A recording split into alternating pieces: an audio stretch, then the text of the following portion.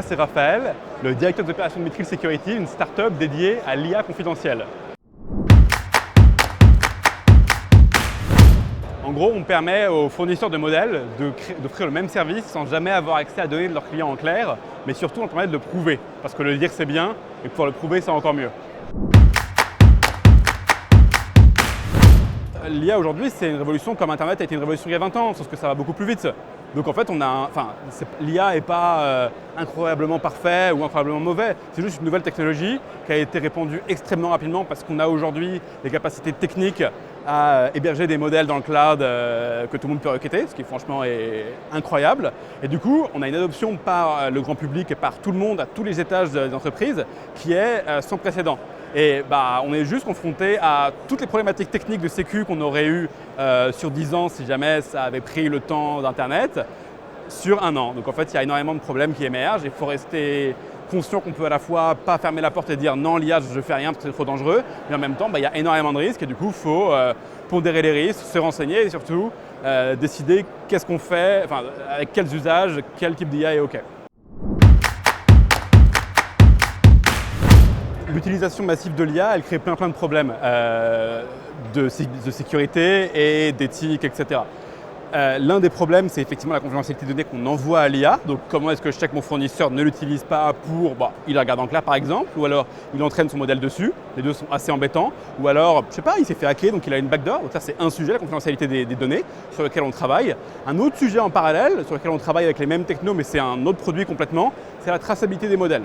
En gros, un modèle, c'est un enfant qui apprend par cœur. Donc un modèle, il est aussi bon que les données qu'il a appris. Garbage in, garbage out. Et du coup, un modèle, il ne peut jamais clamer qu'il est aussi éthique, aussi conscient de tel ou tel élément que ce sur quoi il a été entraîné.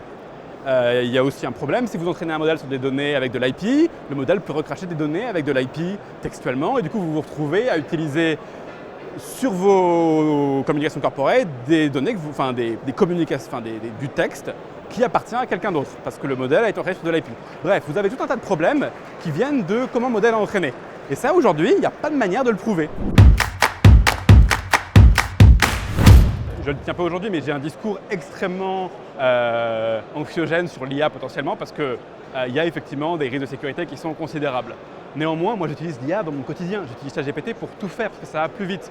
Et il y a une vraie problématique aujourd'hui de à la fois il faut faire très attention, mais à la fois, exactement comme Internet il y a 20 ans, vous ne pouvez pas. Il faut, sur plein d'usages sur lesquels c'est plus pertinent de le faire soi-même, utiliser l'IA pour rester productif et rester aussi efficace qu'on peut l'être et arrêter de faire des trucs qui n'ont pas de sens et qui ne sont pas productifs ou inutiles même dans sa vie personnelle. À côté de ça, il faut être conscient que un modèle déjà, c'est pas complètement fiable, on doit faire confiance à un tiers, à une entreprise qui l'a créé, qui a un biais culturel, qui a des enjeux politiques, qui a 1000 caractéristiques propres, c'est pas un outil neutre. Et aussi et surtout, il faut être conscient qu'effectivement, quand on envoie sa donnée aujourd'hui dans un modèle d'IA, on n'a pas de preuve formelle que la donnée va rester confidentielle. Donc il faut faire attention, comme quand on tape quelque chose dans Google, Google peut avoir accès à la donnée. Là, c'est exactement pareil. Quand vous tapez quelque chose dans ChatGPT, vous n'avez pas de preuve formelle de la sécurité de cette donnée, donc il faut faire attention.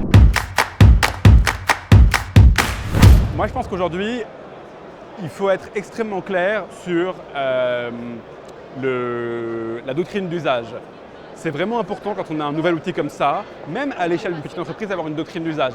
Parce qu'on ne peut pas espérer que très simplement, n'importe qui se prenne en main les sujets dont je viens de parler et cette ensemble de risques et déduise de lui-même « Ah mon Dieu, le nom du client là il est dangereux, il ne faut pas que je l'envoie dans le modèle d'IA ». Non, il faut vraiment proposer mais de manière extrêmement simple pour tel cas d'usage, par exemple, je sais pas, écrire un mail de départ en vacances, ok, utiliser ChatGPT, c'est d'accord.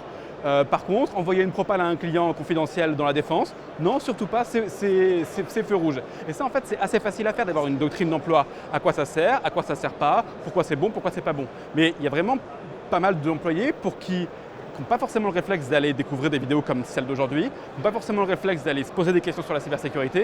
Et donc, il faut vraiment, je pense, avoir une vision. Mon conseil, c'est simple.